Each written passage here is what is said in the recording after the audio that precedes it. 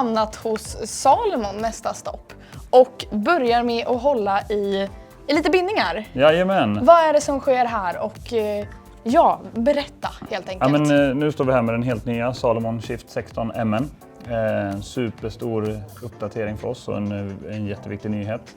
Där vi ökar på prestandan ytterligare på shiftbindningarna. Så att, det känns väldigt spännande. Härligt kul med tanke på att den tidigare shiftbindningen som man flesta liksom är bekanta med uppdaterades ju också för ändå ganska nyligen skulle man väl ändå säga. Exakt. Och nu har vi ytterligare en Ja, sak precis. som sker. Nu kommer ju nästa steg där vi får den med DIN 16. Riktig liksom, performancebindning. Så att det känns kanonbra. Härligt. Den stora uppdateringen här skulle jag säga att man har ju biffat upp allting i bindningen. Man har gjort en helt annan konstruktion. Så att häldelen är ju nu hämtad ifrån det vi vet på Strive 16. Ja. Som klarar väldigt mycket stryk. Så att nu är hela häldelen ifrån en Strive 16. Man har framförallt ändrat hur fjädern går så att man får en helt annan elasticitet i hälen mot tidigare. Så nästan fördubbling på elasticitet så att du sitter väldigt mycket hårdare i bindningen. Det är mer tryck framåt så att du sitter fast på ett helt annat sätt. Så det här kanske blir för den som, jag tänker är den uppdaterad åker man liksom väldigt hårt och känner Absolut. Att tidigare bindning kanske inte har, fortfarande en bra bindning men kanske inte har hängt med hela vägen så är det här. Ja, och framförallt väldigt mycket fokus på liksom skidkänsla medan det andra har varit ett lätt alternativ som en touring-variant. Liksom. Och här blir det mer fokus på utför, mer performance. Men du har möjligheten att gå upp för såklart i en shiftbindning också. Men väldigt mycket fokus på utförsåkning skulle jag säga. Härligt. Är det någonting med tådelen som ja, vi kan... absolut. Nej, men det har blivit en betydligt mycket större tådel än tidigare. Sen har man ju bytt mycket material som den här shiften till exempel nu helt i metall. Så man har gjort om det. Det är större vingar, metall i shiften. Man har gjort om den här låsningen fram så att den blir ännu mer stabil. Så att man har egentligen bytt ut lite material så att nu är bindningen liksom metall, karbon och glasfiber som tagit bort mycket plastdetaljer så att biffat upp den rejält. Och vilken typ av kund skulle du säga så här? Har du åkt på den tidigare shiften som har kommit nu nyligen? Ja. Vem ska uppdatera till det här? Ja, men den som kanske åker lite hårdare, som tycker om att åka och hoppa och leka i skogen eller liksom hoppa klipper eller vad man nu gör så är det här ett bättre alternativ för de som kör riktigt hårt.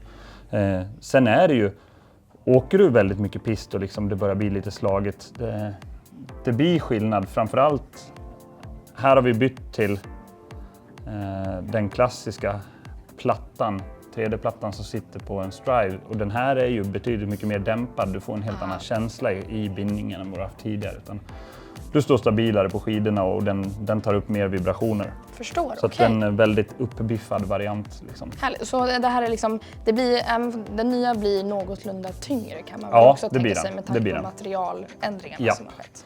Och vi fokuserar ju inte helt på vikt här utan liksom det är mer fokus på att det ska vara bra utför men du ska ha möjligheten att kunna gå de turerna du vill gå. Men ska du gå en längre topptur, men då väljer man en annan typ av bindning. Utan det här är ju mer knata för att nå det sista slutmålet. Exakt, det är åkningen som räknas. Ja, exakt. Med lite biffigare pjäxor åker man i det här. Lite tyngre kit liksom. Så får du ut mer utav skidåkningen. Så 100% fokus på prestanda. Snyggt, härligt. Vi ska kika lite grann på en pjäxa också. Som går lite i samma kategori. Så jag tänker att vi plockar fram den också. Absolut. Snyggt, då är vi tillbaka här med en pjäxa i handen istället. Det är Alfan. Exakt, S-Pro Alpha kaffboa, så en helt ny sko för nästkommande säsong. Den stora nyheten med den här pjäxan är egentligen hur man har valt att fästa manschetten. Att den sitter mycket längre ner. Vi har tagit bort den klassiska pivotpunkten uppe på ankeln. Och den sitter fäst med en powerlink nere i botten. Det här gör ju att vi får mer material i skon och du får ett ökat tryck fram på bindningen så den... Så ytterligare kraftöverföring? Ja, precis. Och i mätningarna så ser vi att det är en ökad nytta med 25% mot tidigare varianter. Så att det ger mer tryck fram på bindningen och det gör ju att du som skidåkare får mer fart på skidorna och du har lättare att styra skidorna. får ut mer prestanda ur skorna helt enkelt. Så om man skulle ta liksom en målgrupp, så här, jag går i tankarna på att köpa en ny pjäxa, jag vill ha någonting, man är intresserad av den här typen av skon.